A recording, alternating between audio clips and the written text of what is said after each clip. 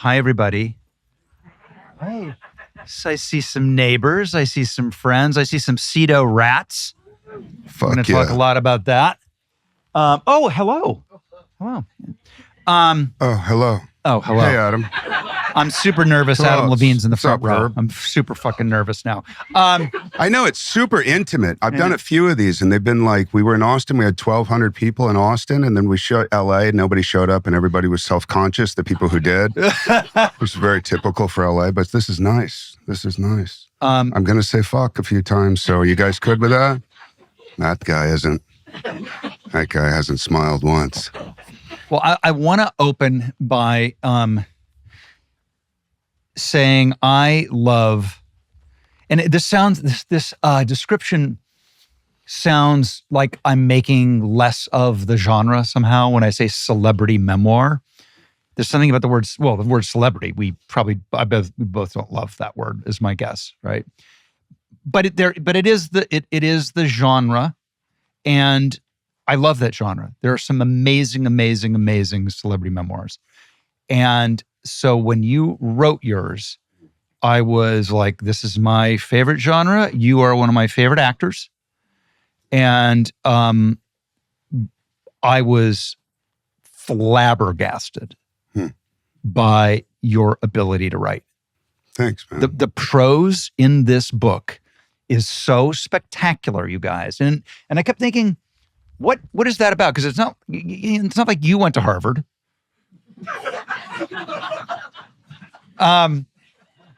It's probably why he writes so good. But and I think I kind of look like I didn't go to Harvard, didn't I? Like a Neanderthal thing. But you really, and I knew within, it's one of those things also that I love, that it didn't take me 3 pages, 4 pages. Like I knew immediately that this was going to be a special book. And also the way you had the confidence to let it be so it's really impressionistic. I was trying to think of how do I describe it. It's super, super impressionistic. And can I interrupt you for 1 second? Yeah, absolutely. No. Not that I think you're talking too much. I don't. It's your fucking podcast. You just don't want the compliments. It's your podcast, I know. dude. Yeah. But it's just, did you have a because we don't know each other well. Right. We've met a few times. We've talked a few times, spent a little time together. Was there a kind of a predetermined or idea that you had? Like once you got the book, you go, oh, I think it will be this, or... I will say, and I loved the title, the cover art, and we talked about how much I love it. Mm-hmm. That tips you that it's going to be sort of punk rock and roll, super don't give a fuck. Right. Do you know what I mean? I think that's well put. You look at mine. Mine's like, please buy my book. Please buy my book. Please buy my book. That's what like my cover looks like. Well, they had said that to me, and I think it was based not on your cover, but a few covers, which was, we want a really handsome picture of you, like maybe in front of a pool. Yeah, yes. See-through shirt on. See, and that's like I'm like, are you sure you want to see this? Yeah.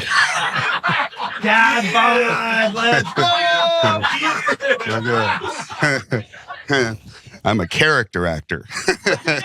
But like, no, you are, if I'm the poster boy for people pleasing, he's the poster boy for like of everything sticking a thumb up somebody's nose. But I loved, so yes, I knew I was in for something different just from the cover, which is great because sometimes you do judge a book by the cover. I love the idea of going into something, even like what we're talking about personality-wise or celebrity-wise, of going into something and saying, I expect that, and getting something different. 100%. Well, and also you have the benefit, as we all do when we come from a different discipline, of the bar's very low.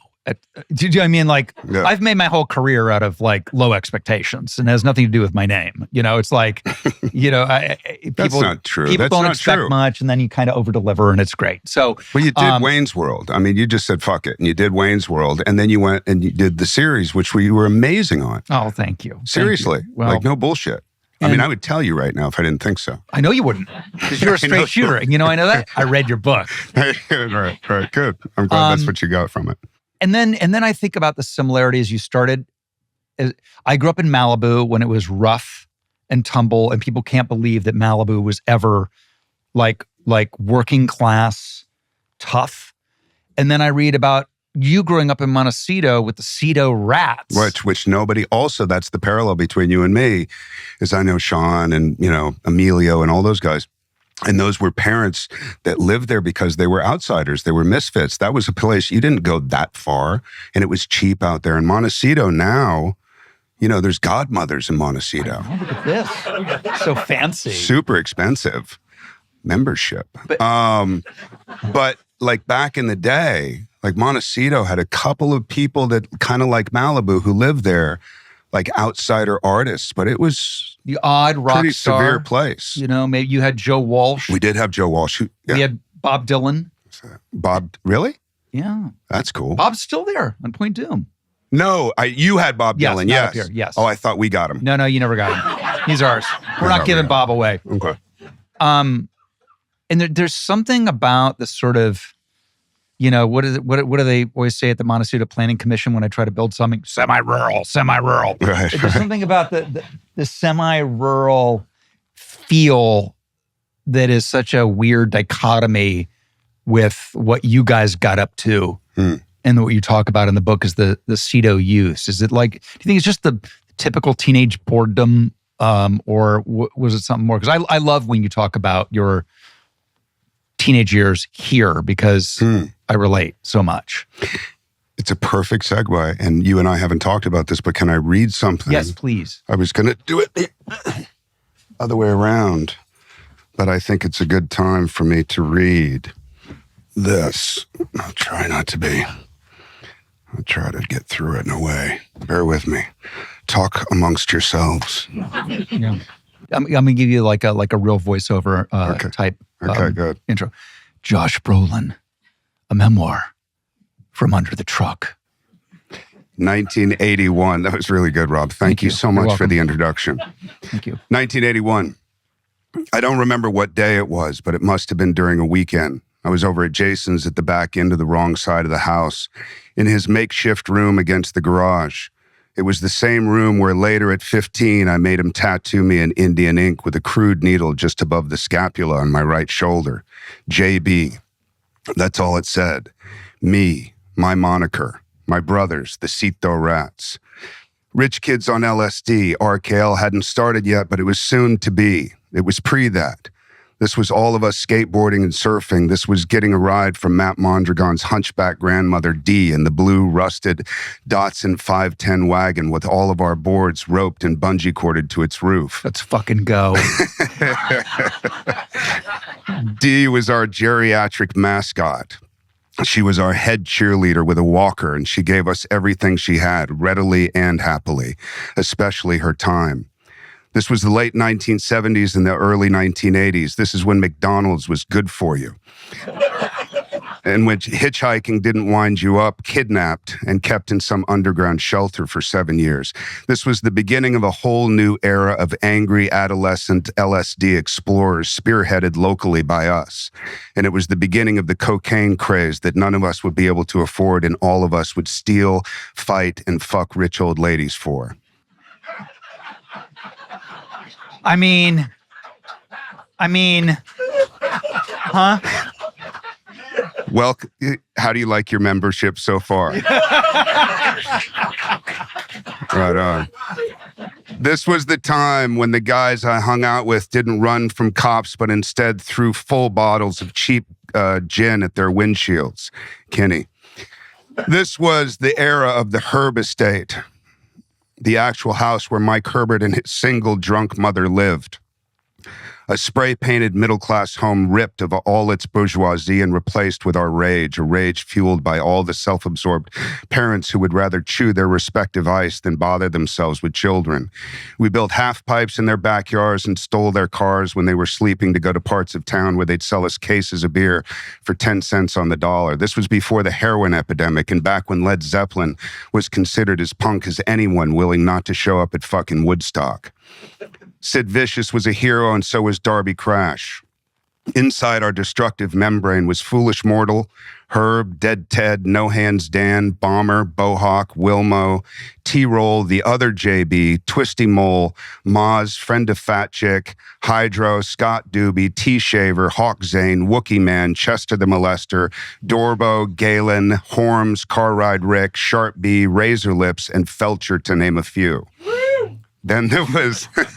Any of them here tonight? Any of them? That's Mike Herbert right there. One of them. Yeah. I can't believe he's still here. Then there was the bottle shop parking lot on Coast Village Road where we all spent our time and got arrested more often than not. These were the years when we'd sneak out of town, hop in a van, end up at Godzilla's in San Fernando Valley, 90 miles away, scared, bloodied, willing, and smiling. The trips were well worth the induction into a movement that was as close to cleaning a wolf's cage at 7 years old as I'd known since. And compared to everything else around us, it was the best thing going on.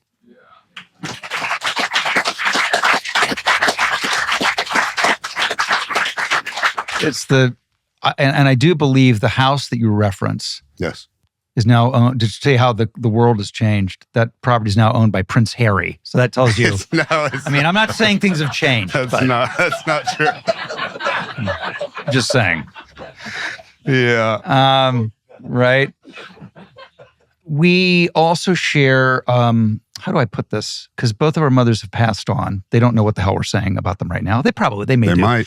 But we both have iconoclastic, interesting, crazy. Mothers? For sure, mine. I don't know about yours. Bro. Bro. Your mother as a character in the book is unbelievable. It's amazing to me. It's not amazing, but it's just, I think it's interesting how much real estate she takes up in the book. Mm-hmm. And it endlessly fascinating. And again, I relate so much because my mom yanked me and my brother and dragged us to Point Doom, which was then like not a place you dragged anybody to. She's drags you guys up into the Central Coast. Paso Robles, yeah. Paso Robles. Mm-hmm. And then how did you handle not only writing her story, but writing people in the book that you know they're going to read about? Obviously, your mother isn't, but there's Barbara, there's your dad. Because I also was like, oh God, my dad's going to read this and he's going to worry he's not in it as much as, whatever. That was true, right? Oh, I worried about that stuff when I wrote. No, I'm saying, but your dad was not in the book as much as you mentioned your mother? For sure, because he wasn't in my life as much as my mother. Psychically or physically? Both. Me too. Same. Yeah. So my mother, I didn't have an intention because I think yours was a little more linear than mine. Well, yes. I was, yeah. Which I see things in vignettes. I see everything in vignettes. And I see everything in contrasting vignettes, which gets me a little paranoid sometimes because when things are going really well, I feel like the law of averages. It's not that shoe is always going to drop. I don't feel that way. And I don't feel victimized in any way. I just know that's how the world works. You know, a great kind of illustration of that is No Country. The end of No Country, people say, oh, you know, the end, we want a movie that's not in a perfect Hollywood bow. And then you give them a movie like that where you expect the villain and the protagonist to go head to head at the end. And my character, Llewellyn, just dies. And that's kind of how life is. Yeah. Do you know what I mean? Yeah. And that's how I see it. And that's how I embrace it. I can't believe this happened. It's like, I believe anything can happen at any time. And that might be because of the kind of chaotic vortex that I grew up in. So I didn't think about that. The book kind of dictated itself. I didn't even intend, like I'm looking at journal writings and I say, oh yeah, there's one of my mom and then this. But she had the biggest impact. So that it started to dictate itself that when I wrote 450 pages and then I started to really kind of severely cut it down into clarity and simplicity, that's what was left. How much journaling did you have to work with? 88 full journals. No way. Yeah, full, like this high. Yeah. A lot of time on my hands. A lot of drugs. So up to 4 a.m.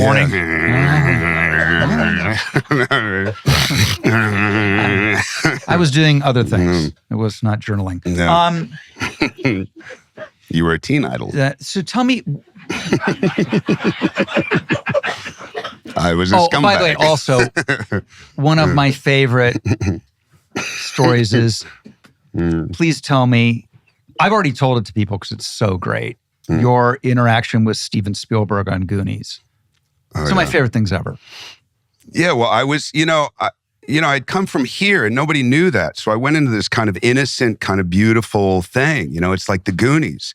And I got kicked out of my house by my mom in Santa Barbara. I stopped by the bottle shop. My mom was picking up a bottle of booze. I saw this dude. I saw my girlfriend, Stacy Gunderson, and I had to say goodbye. And I was crying and all that. So I drove my Honda Civic wagon, just the lamest car you could be driving, down there, and I stayed on my dad's couch. My dad was with, his second wife at that time, not yet his wife. And I really wanted to try something new. I had missed 36 out of 56 days of school in Santa Barbara High. And so I wasn't really going anyway. And so I went down there and I said and I started martial arts. I started doing martial arts on a crazy level, twice a day, sometimes 3 times a day. And then I thought maybe I should do this acting thing. It's kind of what everybody resorts to when they don't know what to do. They either become a real estate agent or an actor. 100%. So I chose acting. And then I made up a total bullshit resume. I remember the Libero Theater. Yeah, of course. But I said the Librero International Theater. And I did. And I'd known a couple of plays, and I wrote them down. Anyway, I think they probably knew, but then one agent finally picked me up. I think she knew, and she finally picked me up. And what was the initial question that you asked? Steven. Oh, Steven. Yeah. So I went through 350 auditions. Wait, is that real? That's no. On my children. 350 auditions. On my children. I remember 4 auditions a day at some point. Or I would go in there and I'd hear you, or I'd hear, Sean or whoever else, like Chris Penn, you know what I mean? You'd hear us behind the wall. And then fuck, they're good. And then come out, and then I would get in there and I would always get super nervous. I've always been a very kind of fear-based person, Those are the days when you had to audition in front of people. That now everybody's on Zoom and on tape. But when we came up, literally you would sit in a room hallway, and you'd hear somebody just crushing it on the other side of the door. And you'd be like, I wasn't going to do it that way. Yeah. And then out Tim Hutton would walk out with his Oscar in his hand. Yeah, with an Oscar in his hand. Right? Totally. No, seriously. And so it was, I think Goonies was quite an accident, I went in there, I'd been told they pulled the Brolin thing. Are you Brolin's kid? Yeah, okay, you want to be an actor, huh? So instead of that kind of nepotistic thing, which I think you probably understand, they looked at me and they were like, oh yeah? So act. Yeah, show us. And I'd be like, I'm not going to help you because I know that you think you're going to make it because, which is just ridiculous. So I studied, and this is the setup, is I studied and I got Stanislavski books, and I got Grotowski, The Poor Theater, and I got Antonin Artaud and The Theater of Cruelty. I mean, I literally stayed in a bookstore 90% of the time, just reading. And then I met Dick Donner and Steven Spielberg, and I just looked right for that part.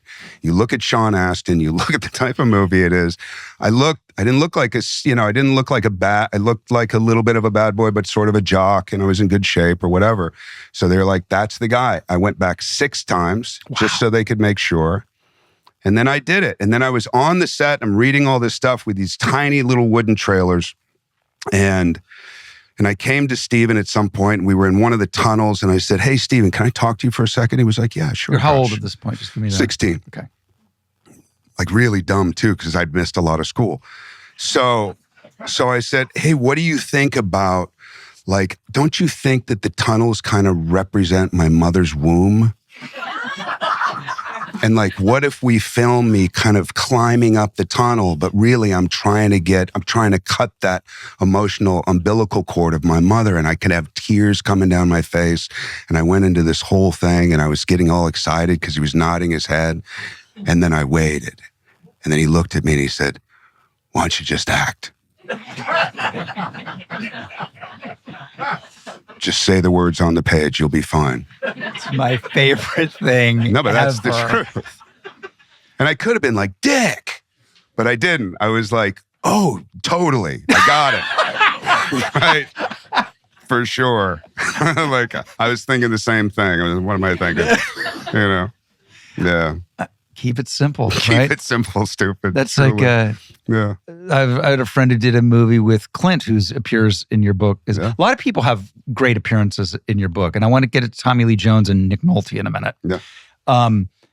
But a friend of mine was a young actor like you, and we grew up idolizing these guys. Yeah, totally. They're our heroes. That's why we got in the business, and then we find ourselves on a set with them if we're lucky enough. And my friend was co-starring with Clint. And Clint is a man of few words. He hadn't said anything, really, to my friend who's starring in the movie. It's first day of shooting, sun's not even up. He's like, my friend's sweating, going, I don't even know what we're doing. And he gathers up his nerve, knocks on Clint's dressing room. Clint goes, yeah.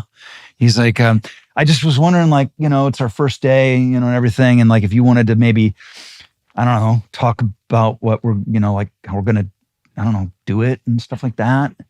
What we're going to do. And Clint goes, well, I think we're going to hit our marks and say a few words. But for real, verbatim. The old school guys, right? It's true. Just do your stuff. Explain to me the Nick Nolte is like, how would you do, it's great. There's a literary conceit. And if I was smart enough about literature, I'd know what it is. But the character that comes waiting for Godot, that comes through the book, that doesn't ever, he's kind of sprinkled throughout it. And yet you don't really ever have that relationship with him, but he's kind of like this knowing figure that's observing you. But I did. I mean, you brought it up earlier. It's like, what people did you choose? I was very conscious of not name dropping. There's a story in there about famous people trying to impress other famous people, and it's kind of like a satire. Right.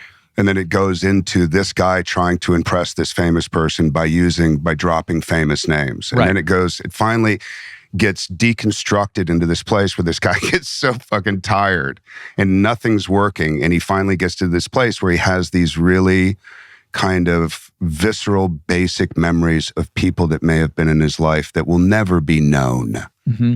Yeah. Just people.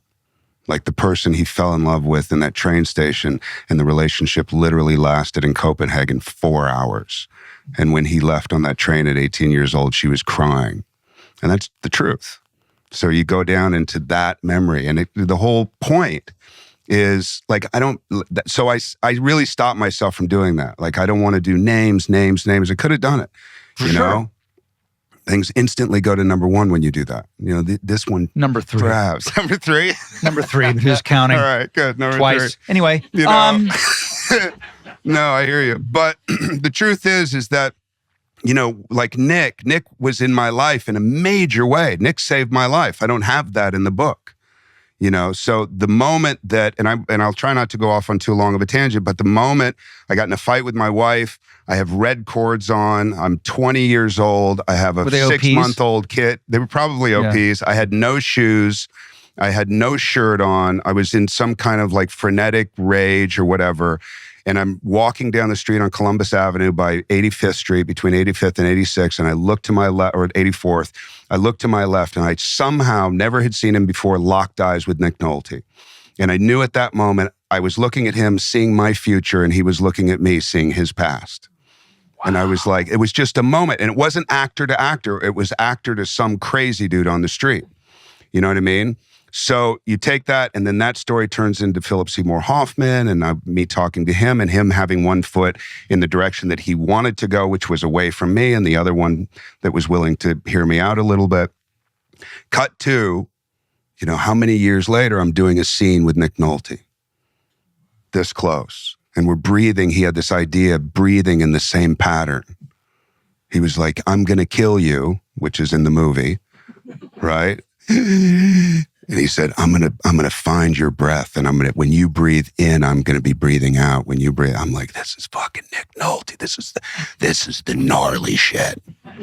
You know what I mean? And then later on, I actually got involved deeply in drugs, and he saved my life. And the whole relationship lasted up until very recently, until I moved. Last time I ran into Nick Nolte, yeah, he was in his pajamas. Always. At the market in Malibu. The market, right. And he was like, you still live next to Martin Sheen? I go, I do. Because he goes, where is Marty anyway? And I said, he's actually in Nicaragua. Yeah. He's working with the Sandinistas. Yeah. He goes, Nicaragua. And he fell into a can of I know the story. potted beans. I know the story. Yeah. But it's more like when he talked to you, he went, he didn't even get Nicaragua out. Tommy Lee Jones is another, and Laconic. He has some really great moments in your book as well. And then you, by the way, your performance as young Tommy Lee Jones, bro, is one of the great pleasures. It really is amazing. Now, how did he feel about that? Was he great? I don't know. No way. No. I did 3 movies with the guy. I know. And when I was, so No Country, we did that whole thing. And then we did, what was the other one? In the Valley of Elah with Paul Haggis. And then we were doing Men in Black 3. And I was freaking out because I had done a little Tommy Lee Jones impression, but you can just say a few words and kind of get away with an impression, you know? Or whatever. Wow, that was great. You know, it's just what it is. Really good. You know what I mean? And then you got to go down and like do like a full movie of dialogue, you know, and Will Smith's established that character. So I went down to Mexico and I took a computer down there, GarageBand, and I just watched Men in Black 1 over and over and over and over and over. And I just wasn't getting, and I was drinking. So then I would drink and go out and like, you know, it just was a bad deal. And then I'd see Tommy and I'd be like, hey, and we went to Korea to promote. And I said, hey, Tommy. And I was always trying to talk to Tommy because like there's similarities there. You know, I have horses. I grew up with horses. You know, hey, you know, how you doing? I'm fine. Cool. So what'd you think of the movie? And you're like, fuck, man, give me nothing. So I've just figured, the whole result is the conclusion is that he hated me. And then a friend of his came up to me maybe a couple years later and they said, hey, I'm a friend of Tommy's. Tommy loves you. I'm like, what the fuck? I've done 3 movies with Tommy and he won't give me the time of day and he loves me, but that's Tommy. That's Tommy. So I'm at the San Ysidro Ranch at what's the fancier restaurant? The one upstairs, right? Oh, yeah. Well, I'll tell you how long ago it was. Across the room was Tommy Lee Jones and Richard Farnsworth. Oh, no way. The Gray Fox. The Gray Fox. Yeah. And I don't really know Tommy. We had the same agent, that like whatever. And he's looking at me and he's looking at me. And I'm like, and then finally I'm like, I just kind of acknowledge him. And he across the room goes, fuck you. He did? Did he really? For real? Yes. For real. 100%. Yeah.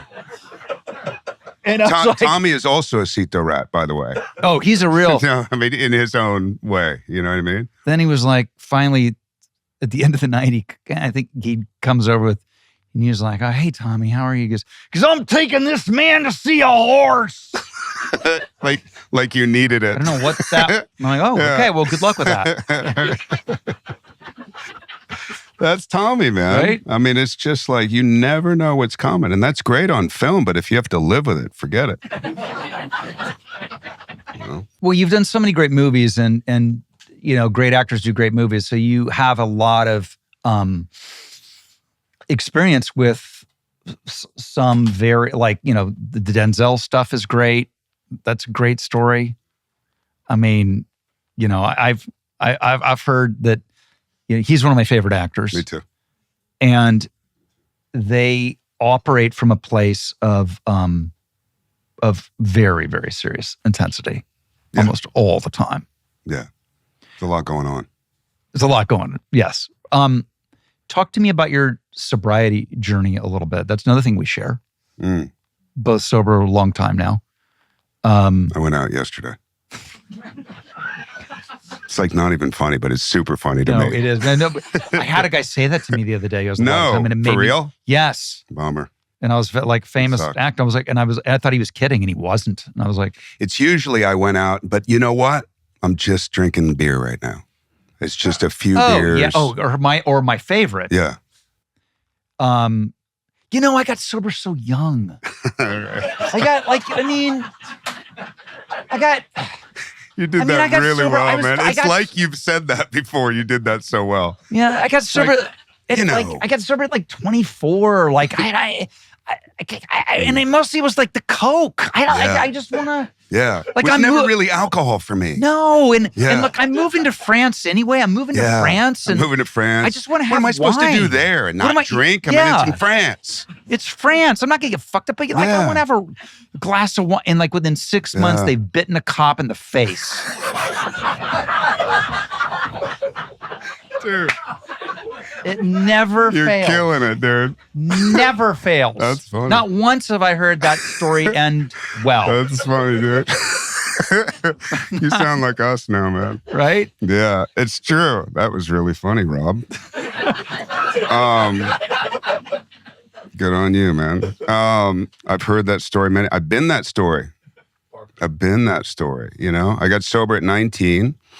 I was looking at 14 years in prison at that time. I had a baby on the way.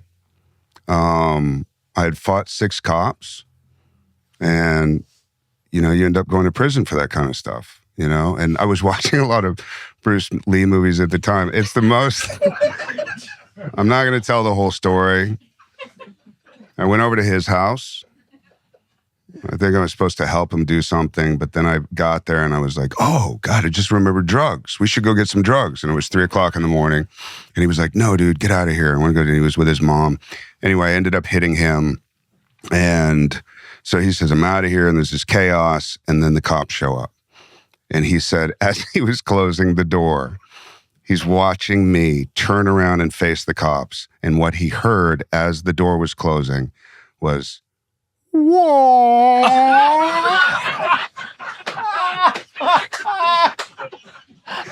I mean, is that the truth? Yeah. Dude, 100%. Bruce Lee. So and again, I was into martial arts and all that, so it wasn't horrible. But he went to the hospital to go get stitched up. And he saw 2 of those cops at the hospital. He was like, oh, my bro's fucked up. Like, he's going to jail for sure. And they took my clothes because I got to the booking room and I was ankle cuffed and I was handcuffed. I don't know why I'm laughing, but it's funny, man. And I was begging the cops. I was like, look, you're cutting off the circulation. My feet are starting to swell. Just like, what am I going to do? I'm already in the booking room.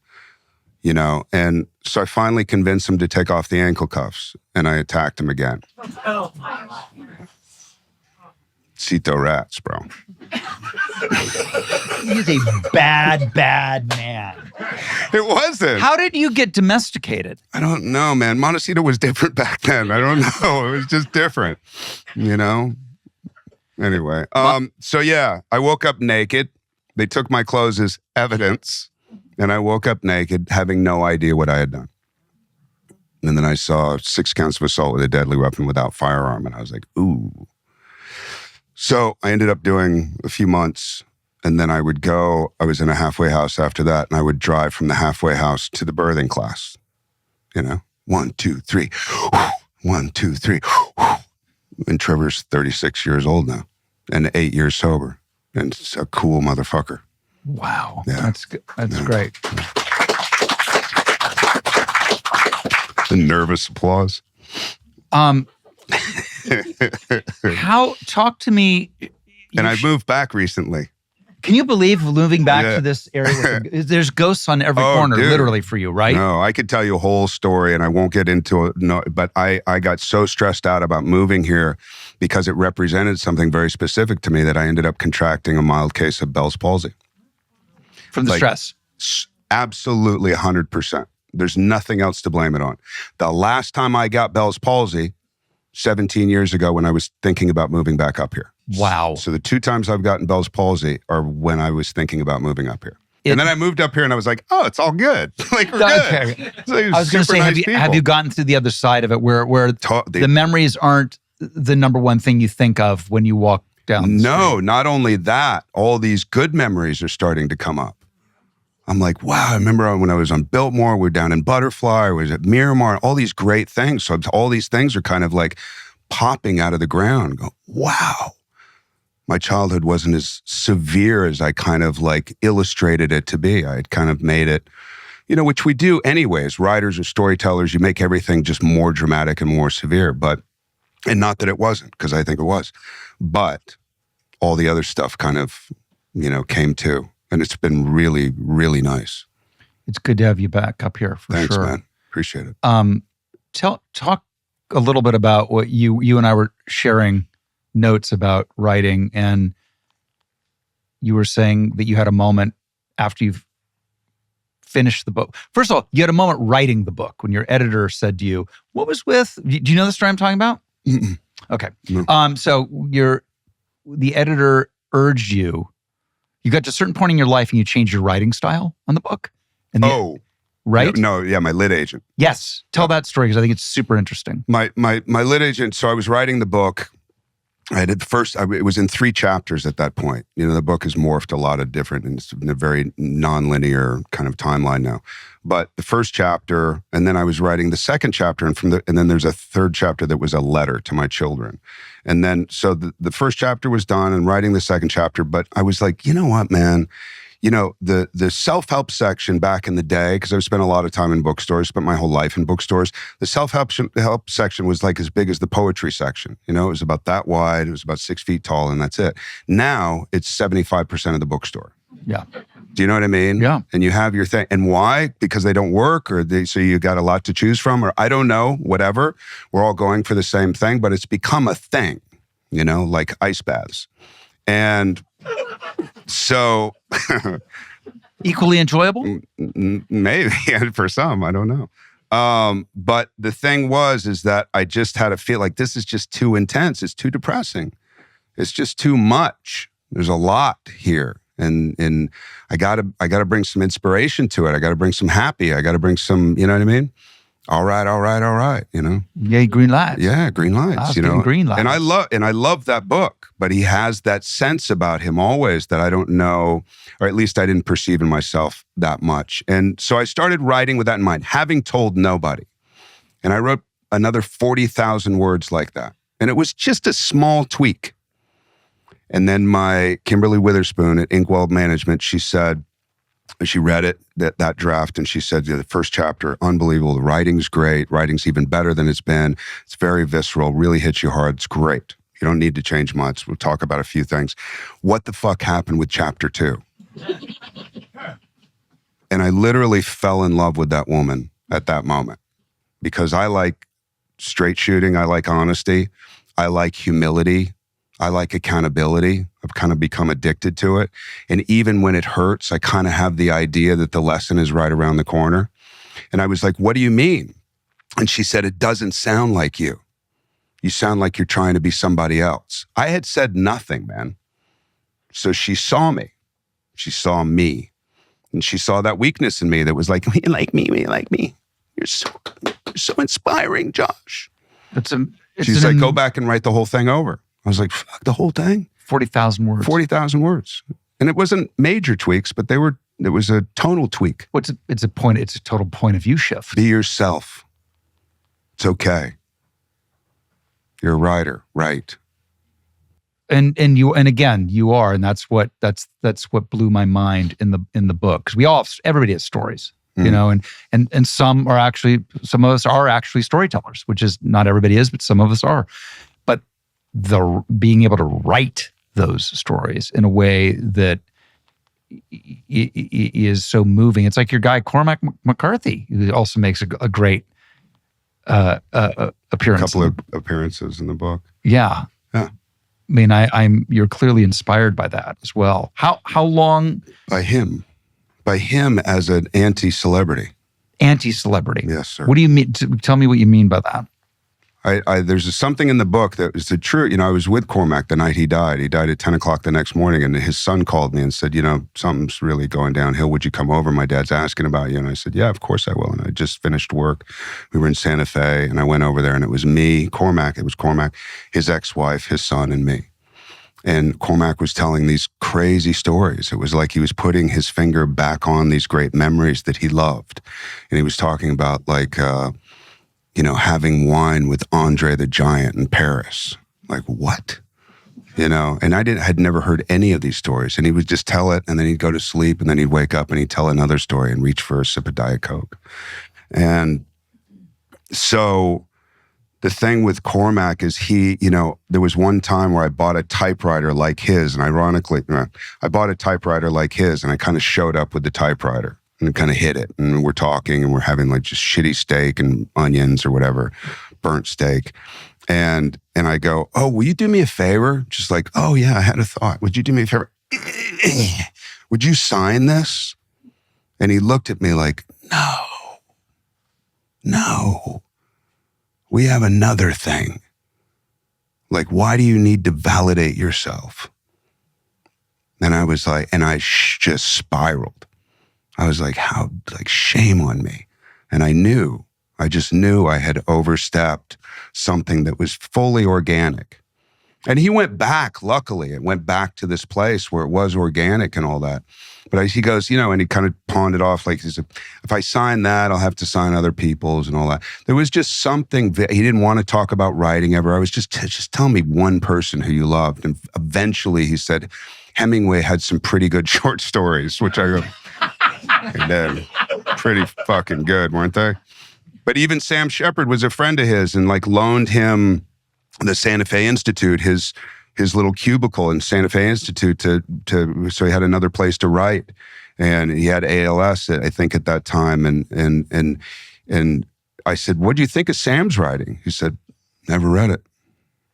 I said, you never read Sam Shepard's writing? He said, not a word. I said, did you avoid it? He said, no, I just never got to it. He said, we had another thing. Yeah, we had another thing. Yeah, we were sleeping together. No. Yeah. So it was interesting to me. And eventually, just to kind of conclude it, he said, like, I don't know. He finally one day said, I don't know why. There's no reason for it. I sit down in front of my computer every day. I work. And it comes to me and I write it down. It was almost like he was saying, I'm a conduit. I don't know where this came from. It's as much of a mystery to me as anything. And this stuff comes out.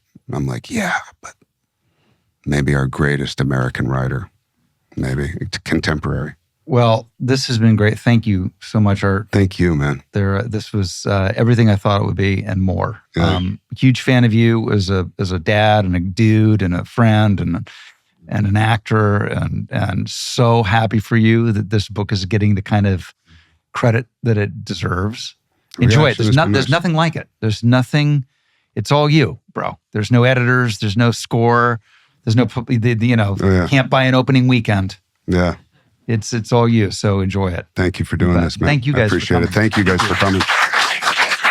Josh, Kat Harper, Hi. National Steinbeck Center. Hi. Oh, hi. Geez. Nice to finally How meet you are face you? to face. Nice to finally meet you. Hey. I love Men in Black. People ask me, you love Dune? Yes, I love Dune. But that role fascinated me. That's me as a viewer. No. What is your favorite role? I'll ask you the same thing. Prep you up. What is your favorite role that you've ever done and why? What's my favorite role? I love how you make that even more dramatic than it should be. Do you know what I mean? What's your favorite role and why? Jonah Hex, probably my favorite. No, I'm just kidding. I'm totally kidding. Everybody was like, wow, that movie sucked. I tried to subdue my double thing. I know, totally. I think the favorite, Goonies was like an amazing experience. I didn't know what I was doing.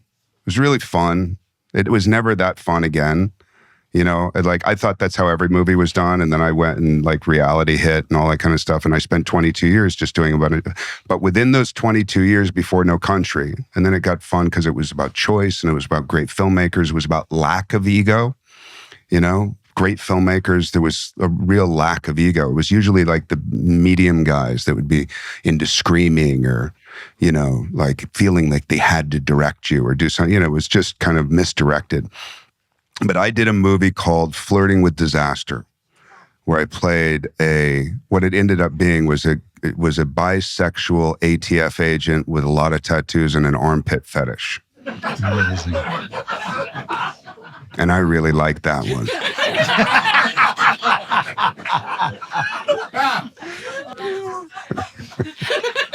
Oddly enough, I followed that.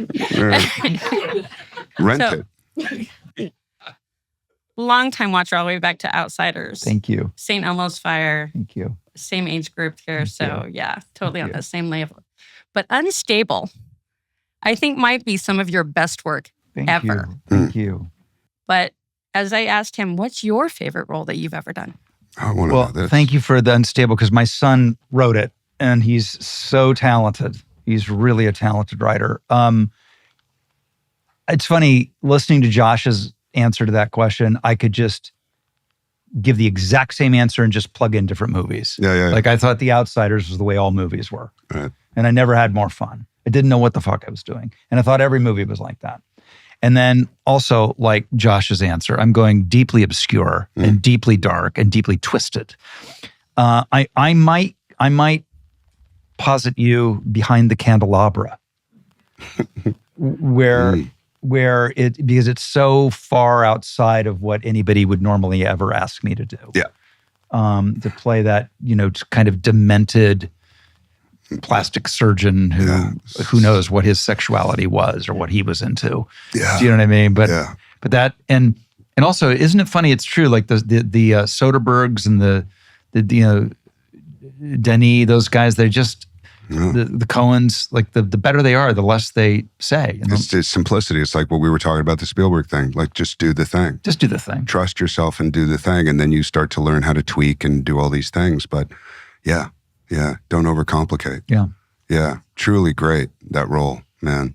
Oh, thanks. And that's what's fun, like, even not to sell and not to take anything, but when you sell something that's kind of a little unconventional, it's a harder sell. Do the picture in front of the pool with the see-through shirt. Yeah. And then not only did you not do that, but then you put this over your entire face. I know. I'm really trying. I'm challenging everybody. I tell you, that's never happening with me. No. We know. How about But the point is, I'm sorry, wait, the point is when you finally get into it, or you get into the book, or you get into the movie, like when somebody talk about you doing that movie, they're like, what? And then they're taken by it. Right. And they're like, wow, I had no idea. There's nothing better than a surprise. Oh, it's the best. No, it's the best. No, it's the absolute best. No, it's cool. Maybe we'll just take one or two more. So, go ahead. How long did it take for you to write the book? Oh, 2 years. 2 years. 2 years with probably just under a year of editing. So from pen to paper, first pen to paper to last notes of galleys or whatever. Yeah. 2 years. And we didn't sell it beforehand. We didn't sell it based on name or celebrity or anything. We wrote the whole book and then we sold the book. And few people turned it down. Really? Oh, yeah. I didn't know that. Oh, yeah. I wrote the whole book. There was no deal. Oh, no. No, I didn't want one. Amazing. I wanted the book I wanted to know what they were I like getting. money, see. So no, I know. I like money too. Yeah. But I was stealing at a very young age, so I have a lot of ways I can make money. Why do you think I moved to Santa Barbara? That's right. No, I'm kidding. Yeah, and I sold it at the end, but a lot of editing, and my editor didn't tell me to edit. It was me. I've never learned so much in my life as editing my stuff and being really, like just cut. The minute I had it in my head and said, no, don't do it, I would do it. Right. And then clarify, simplify. Because I have a tendency to go off on these bong hits, and I try to keep that to a minimum. I had an acting teacher who I loved once. I don't know if it's the same for you, but usually there's at least one line in a script like, I'm never saying that. Oh, yeah. And that my character wouldn't do that? Yeah, but Totally. my acting coach would say, usually there's something about that line that's triggering something in you, and that is exactly the line you have to say. Probably the most important line. Probably the line that will have the most effect. That's right. Or be the most effective later on. And it's the same with writing. Yeah. It's exactly the same. But what about that other thing where you would talk a lot to directors and you knew that all you were too afraid to actually do the scene, so you would talk to directors literally into the ground just to give yourself more time to keep yourself away from the scene? Oh, yeah. That's an actor trick. Big time. Yeah. Totally controlled by fear. Yes. Fear. I once worked with an actress who shall go nameless, Liv Tyler, who... Whore, you whore. Literally the scene was She walks into a bar. There's one seat open. One. It's packed.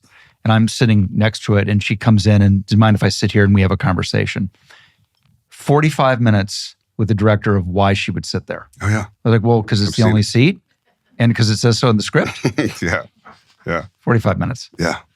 I always remember that. Sorry. I'll I'll talk one shit at you if you're not here. How about last one over there? Thank you. Correct me if I'm wrong. Did you say 88 journals or 88 journals of content for writing? 88, isn't that the same thing? Yeah. Yeah. Not 88 entries is what she's asking. Oh, not 88 entries. Journals. Yeah. Oh, yeah. 88 full journals, spiral notebook journals. Most of them, not all of them, but most of them. But let me ask you, if I looked at them, my imagination, if I were to look at those, it would be like that scene in The Shining. Yeah, I'll work and no play makes Jack a dull boy. I'll work and no play makes Jack a dull boy for 88. Yeah, it's 3 clear bins of journals. How many years?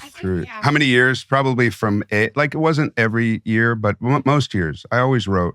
Of your whole life. Yeah, from 8 on, 9. You know, the early stuff is like, whatever. But yeah, and then it got, I mean, it was, I don't know, there was always it felt like a survival mechanism. It was just a better relationship with myself, or a place where I could throw honesty onto, or I could at least look at what was going on. I never understood what was going on. I mean, when I was working at Rocky Galenni's at Lower State, back at Rocky Galenni's back in the day, I used some of that money to see a therapist, because I just didn't, it was, my mom ran a wildlife way station. We had wolves. We had, we were woken up by bobcats biting our cheek and making it bleed. And it was totally normal for my mom. My brother got 60 stitches in his leg from a wolf, and it was like, the whole thing that you'll read in the book. It's very mother heavy in that way. But it's, what was I saying? I fucking lost my train of thought. Therapy. Oh, the therapy. The guy fell asleep. Like, I looked over and I was like, yeah, I just don't know what. And I looked over and I saw. I was like, dude. So I think that there's something about the page that's always represented to me something better than the reality of what was going on. And then at some point, I married the two. And I was like, it's okay to be honest. It's okay to be yourself. It's okay to have ownership over how you feel. I'm me. I wasn't trying. I think for the longest time, I was wanting to be somebody else. And then one day, I just became me. And some of that was sobriety. Some of that was, there's a guy in Santa Barbara I've known for a very long time, since I was 20, Anthony Zerbe, who's my best friend. And he had a major impact on my life. Saw things in me that I could never see in myself.